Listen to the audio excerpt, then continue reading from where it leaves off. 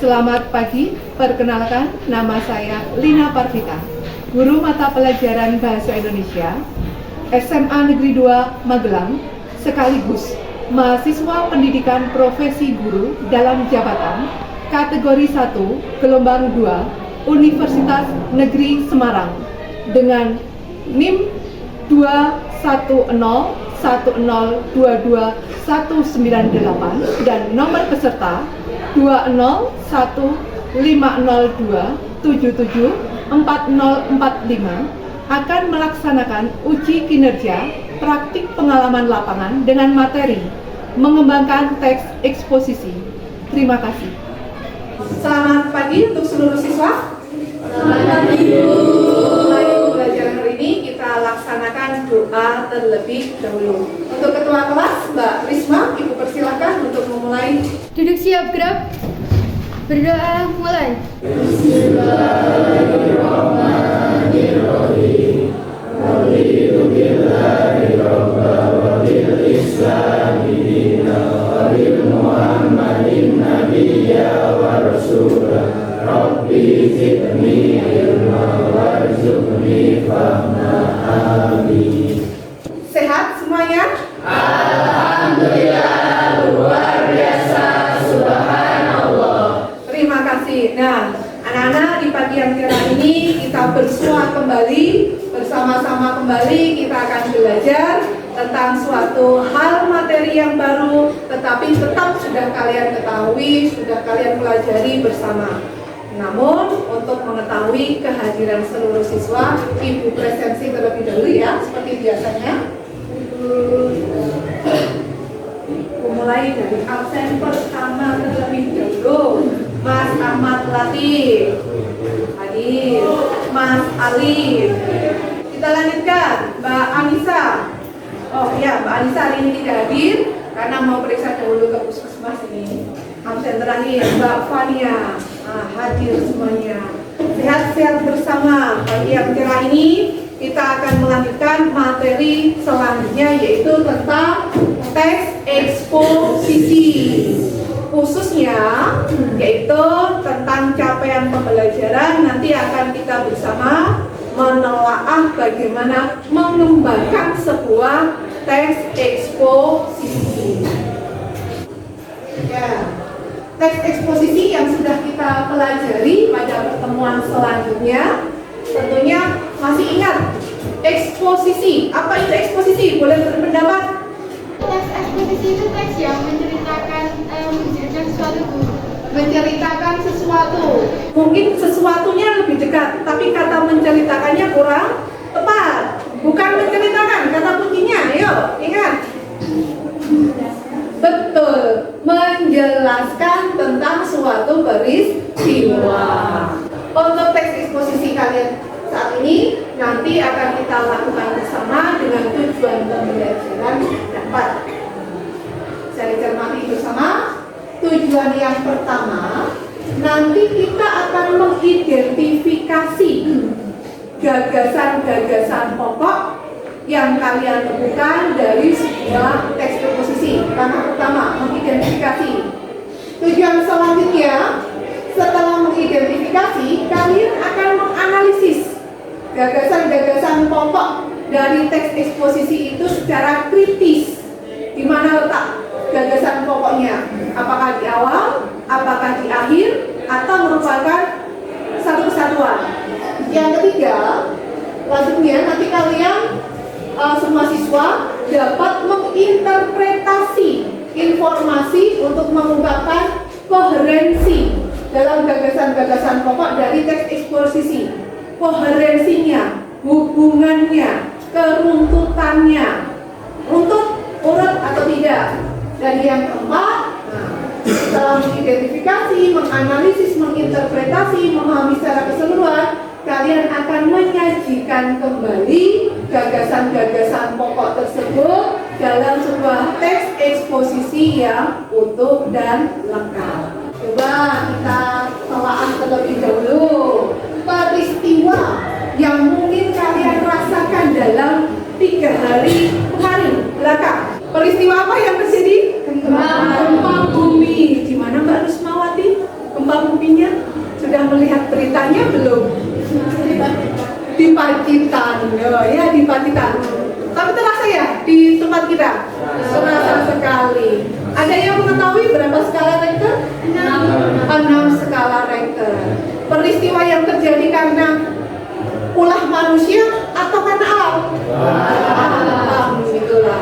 Ya, peristiwa yang menjadi suatu perhatian karena negara kita adalah negara kok sering terjadi gempa ya? Bertemunya lempeng tektonik. Betul, bertemunya lempeng tektonik. Nah, terima kasih yang sudah disampaikan bagaimana kita cermati bersama tampilan gambar yang Ibu hadirkan. Ibu beri poin pertama. Gambar apakah yang ditampilkan Mas Latif? Gambar pertama menurut identifikasi Mas Latif? Kerusakan akibat gempa. Kerusakan akibat gempa. Apa yang dilihat dari gambar itu? Rumah-rumah runtuh. Sudah jelas sekali. Selanjutnya beralih kepada tampilan yang kedua. Cermati terlebih dahulu. Pendapat pertama, terjadi banyak rumah yang runtuh.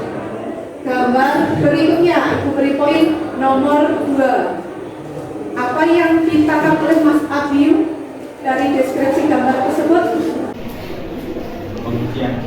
Pengungsian. Ada masyarakat yang mengungsi. Pengungsian di sini. Mengungsi karena apa? Boleh ditegaskan kembali. Raffi Syahputra? Karena menjadi korban gempa. Nah, menjadi korban gempa. Apa yang terjadi sama masyarakat di situ? Sakit. Tentunya luka karena akibat gempa. Jadi, kok sakit tiba-tiba? Bukan karena sakit biasa, tapi akibat dari peristiwa gempa yang terjadi. Besi seragamnya yang berwarna apa? Oranye. Siapakah mereka? Berarti sudah tahu ilustrasi gambarnya. Mas Raffi Abdul Rozak, silakan berpendapat. Ini loh Bu, apa di tempat kejadian tanah longsor. Di tempat kejadian yang terjadi dari bencana alam itu, apa yang dilakukan? Seperti mengevakuasi. Mengevakuasi, betul. Tentunya akan mencari pada siapa? Korban dari peristiwa alam yang terjadi. Poin keempat, kita lanjutkan. Infografis tentang data-data yang dimunculkan dari peristiwa alam tersebut, dampaknya, wilayahnya, berapa korban jiwa, kerugian materialnya, kebutuhan mendesaknya. Ini menjadi gambaran masyarakat Indonesia secara luas untuk memperoleh informasi. Gambar terakhir, apakah ilustrasi gambar di sini menurut pendapat Mbak Levina? Silakan Mbak Levina. Memberikan bantuan, memberi bantuan kepada para korban gempa. Oleh siapa? Kita tahu sosoknya. Pak Ganjar. Benar, terima kasih. Nah, Ibu coba mengulangi urutannya. Coba dicermati. Mari, tentang ilustrasi 1, ilustrasi kedua, ilustrasi ketiga, ilustrasi keempat, 5, dan 6. Runtut atau tidakkah nak? Tidak runtut.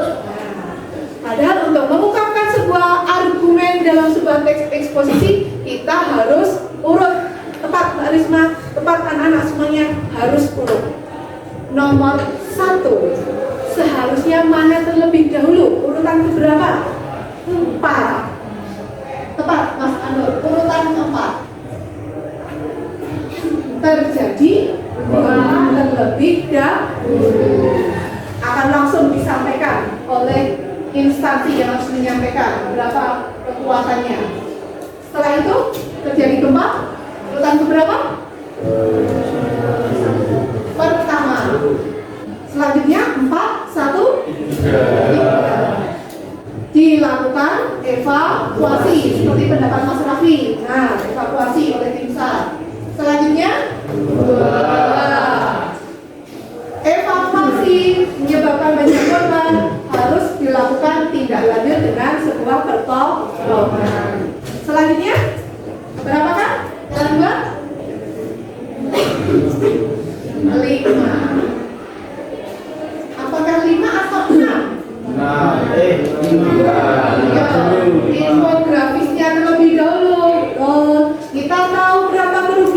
materialnya, korbannya berapa, sehingga tahu kebutuhan yang harus diberikan untuk para korban. Dan tindak lanjutnya diakhiri dengan gambar yang terakhir, yaitu bantuan. Apakah bantuan harus secara material saja? Kalau selain bantuan material, apa yang kita lakukan jika kita letaknya berjauhan? Doa. Bagaimanapun kita satu kesatuan bangsa, kita harus selalu mendukung untuk saling melengkapi satu sama lain. Bagus sekali untuk kegiatan kalian mengurutkan sebuah urutan gambar. Nah, dengan urutan gambar seperti ini, tentunya kita masih ingat pembelajaran kemarin. Teks eksposisi yang kita pelajari itu agar runtuh dalam pemaparannya, kita harus mencermati yaitu struktur teks eksposisi. Ada 3 bagian. Bagian pendahuluan, mengantarkan pada suatu masalah, yaitu tesis. Bagian isinya akan berisi argumen. Bagian akhir, pembahasan bola. 3 bagian tersebut nanti saat kalian mau memaparkan tentang sebuah teks eksposisi dari hasil analisis itu harus urut. Ada permasalahannya, ada argumentasinya, ataupun ada bagian akhir yaitu kesimpulan. Menurut kalian, 6 ilustrasi tersebut tadi berupa fakta atau opini informasinya? Fakta. Coba kita gali kembali. Apakah yang dimaksud dengan fakta? Bangun. Fakta adalah peristiwa yang terjadi di lingkungan sekitar dan nyata. Nah, peristiwa yang terjadi di lingkungan kita dan nyata. Kita apresiasi. Kita kadang lupa fakta itu apa, opini apa, ternyata mohon maaf, ternyata jawabannya hampir sama. Fakta, nyata, opini. Kita telah apakah yang dimaksud dengan opini? Kita gali kembali. Apakah itu opini, Mbak Fania?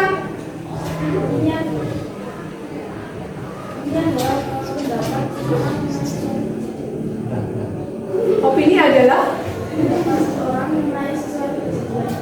tepat sekali. Kita apresiasi. Dan opini. Jadi kalau teks eksposisi harus terdiri dari fakta, opini, atau hanya fakta atau hanya opini? Kedua-duanya, fakta dan opini. Harus saling melengkapi sehingga permasalahan dapat diketahui keseluruhan secara lengkap. Tepat sekali. Nah, kita telah bersama dari teks yang Ibu hadirkan.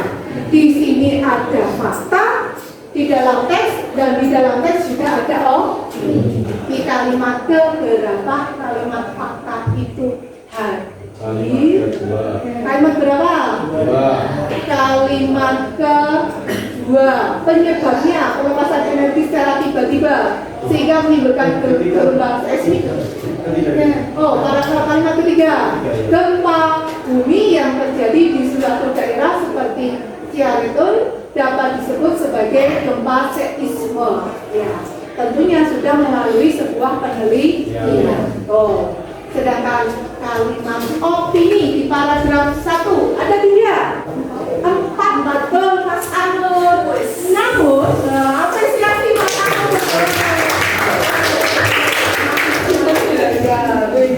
Bencana alam tersebut juga bisa disebut gempa ruang sebab terjadi secara tiba-tiba. Berapa ukurannya tiba-tiba? Itu harus ada ukuran yang tentunya bisa ditelaah dari segi penelitian. Urut tidak, Nak?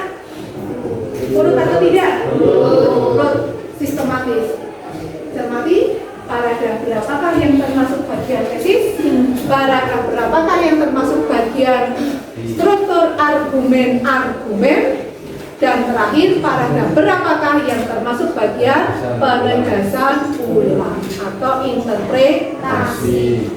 Mahairila, tesis di paragraf berapakah? Paragraf pertama. Tepat sekali, kita apresiasi bersama. Di sini ada kalimat definisi. Karena berapa definisi?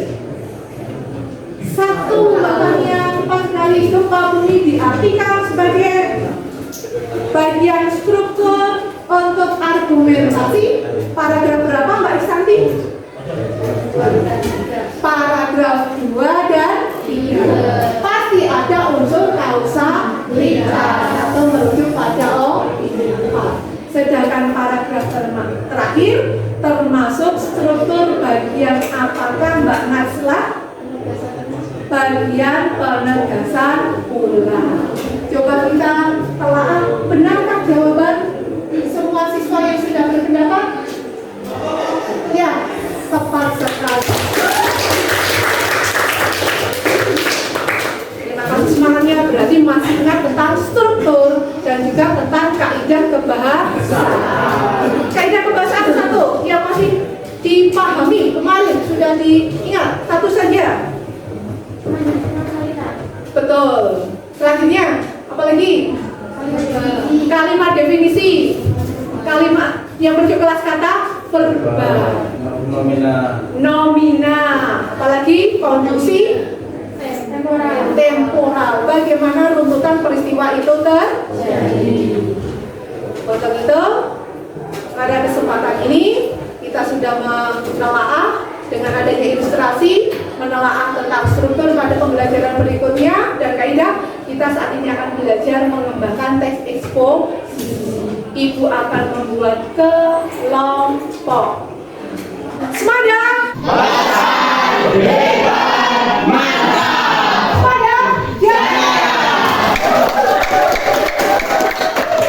Setiap kelompok terdiri dari 4 siswa. Silahkan berdiri, berpindah tempat. 4 kelompok. Yuk, bebas. Ayo berdiri terlebih dahulu. Yuk, bebas.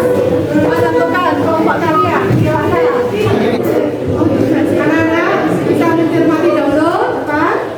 Di dalam amplop ini Ibu hadirkan tentang gambar yang masih diajak, ilustrasi gambar suatu peristiwa yang masih diajak, dan juga teks yang masih diajak pula. Nanti kalian akan mengembangkan menjadi sebuah teks eksposisi yang runtut dan sistematis dengan panduan antara gambar dan dengan teks ini nanti bisa ditempatkan secara runtut. Setiap gambar ataupun ilustrasi ini nanti akan kalian menjadi sebuah peta konsep yang berurutan. Untuk bagian runtutan teks paragraf agar menjadi teks eksposisi yang utuh, kalian akan tempel di sini di dalam LKPD lembar kerja yang akan Ibu bagi per kelompok. Setelah selesai, kalian memperoleh ilustrasi gambar urut, teks eksposisinya juga runtut di dalam LKPD. Nanti kalian akan menganalisisnya dalam lembar yang ketiga tentang gagasan pokok setiap paragraf dan kaidah bahasa yang kalian temukan. Ibu panggil kelompok 1 dan 2 terlebih dahulu. Silakan kelompok 2 LKPD-nya jangan lupa. Kelompok silakan. Materi ada di dalam BG. Silakan buka HP untuk BG. Kodenya masih ingat kan? Nah, buka. Coba kita dahulu kita runtutkan. Bisa bagi tugas? Silakan bagi tugas. Nah, ya gambarnya bagi tugas dulu. Ini gambarnya belum urut dan juga teksnya masih ada. Coba dicermati satu persatu terlebih dahulu. Ada 4 ilustrasi gambar. Coba.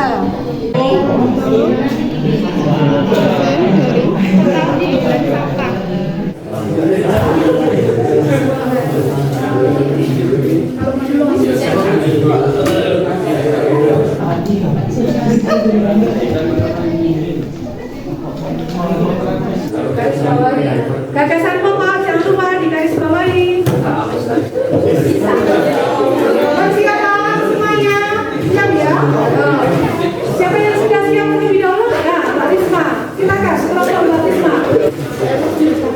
Assalamualaikum warahmatullahi wabarakatuh.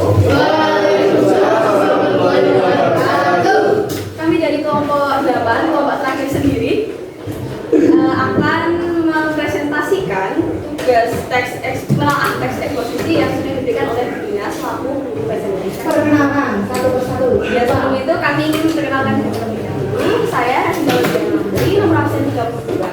Saya Universitas Brawijaya, saya kampus.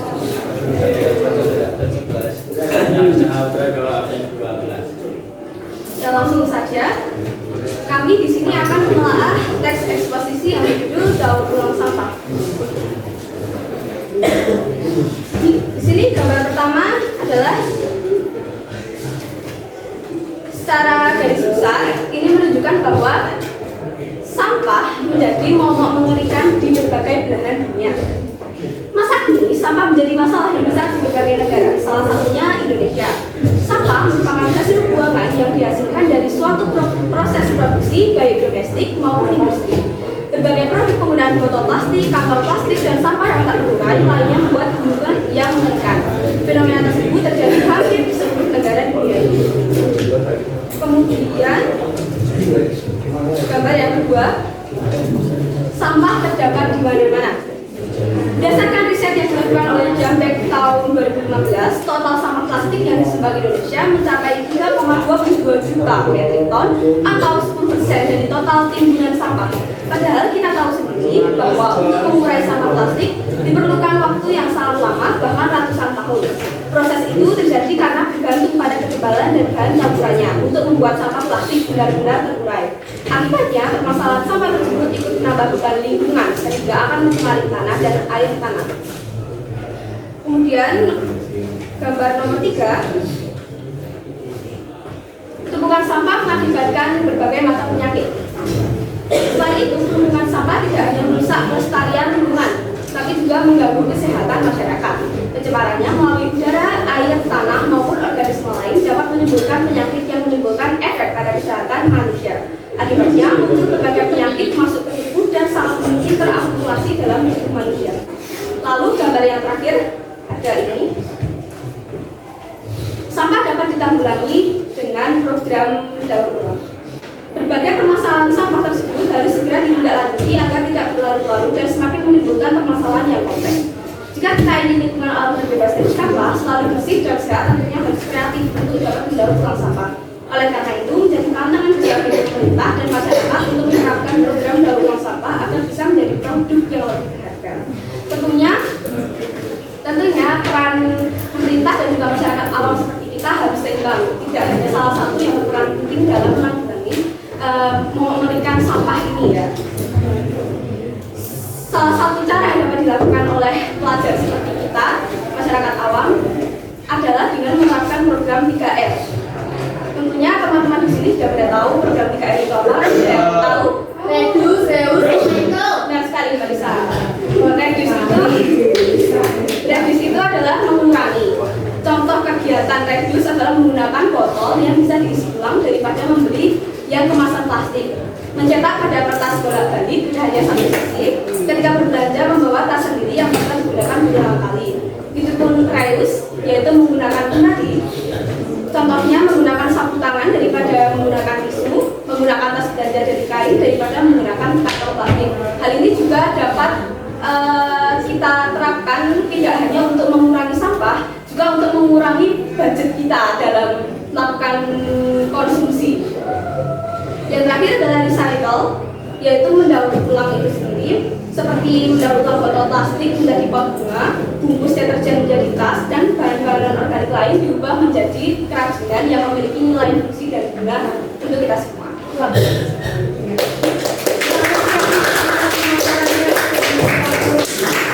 Terima kasih.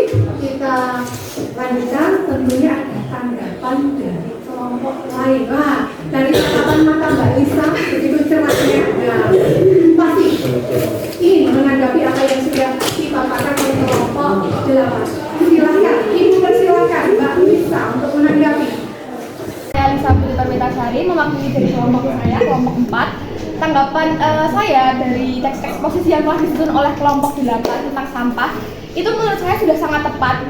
Yang pertama itu gambar bumi, di mana sampah ini menjadi permasalahan utama dalam teks eksposisi yang kita bahas di sini. Terus yang kedua itu tuh adalah gambar di mana lingkungan kita tercemar karena sampah yang mulai menumpuk di bumi. Jadi lingkungan yang tercemar dan menyebabkan timbulnya penyakit pada gambar nomor 3. Ada beberapa informasi yang telah saya baca dari web sama sumber-sumber lain itu mengatakan bahwa akibat dari menumpuknya sampah yang kita lakukan itu tuh ada banyak banget. Yang pertama yang pernah saya baca itu tuh ada kura-kura, dia tuh mengonsumsi sampah plastik karena dia nggak tahu mau makan apa dan dia hanya menemukan sampah plastik di lautan.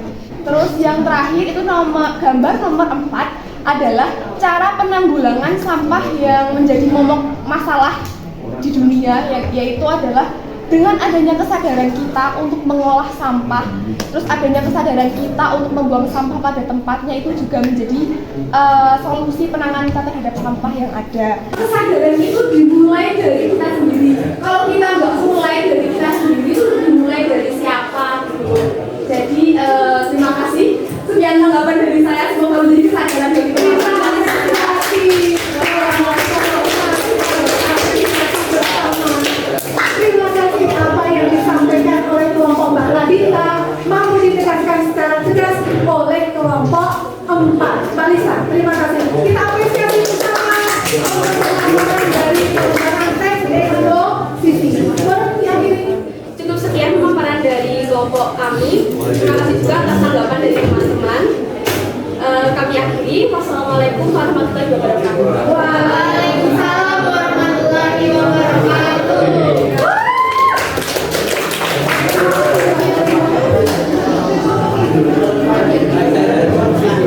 Bagaimana Kak? Mudah tidak kita berargumentasi tentang suatu permasalahan? Ya. Tetapi harus runtuh atau tidak? Yang sesuai dengan sistematika ataupun struktur dari sebuah teks eksposisi yang mendasari bagaimana kita berpendapat masih terdiri dari 2 kalimat utama, adanya kalimat opini dan juga didasari dengan kalimat pemaparan materi teks eksposisi mampu dipaparkan sesuai kelompok dengan baik. Bagaimana pembelajaran kali ini? Menyenangkan? Kritis atau tidak pendapat teman-teman?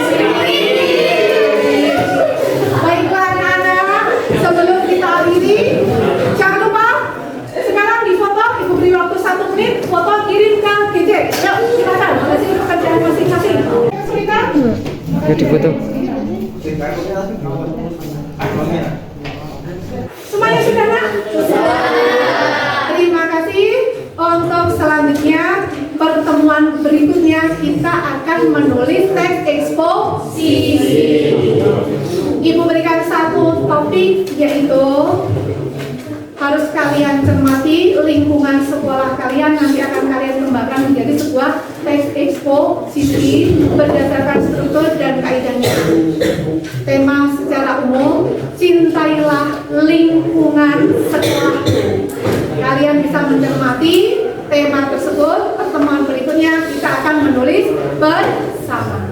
Baiklah, kita akhiri pertemuan kali ini dengan berdoa bersama, sehingga untuk pertemuan selanjutnya bisa kita laksanakan dengan penuh kelancaran dan hikmat bersama. Ketua kelas Mbak Risma boleh memimpin terlebih dahulu. Siap, Bro.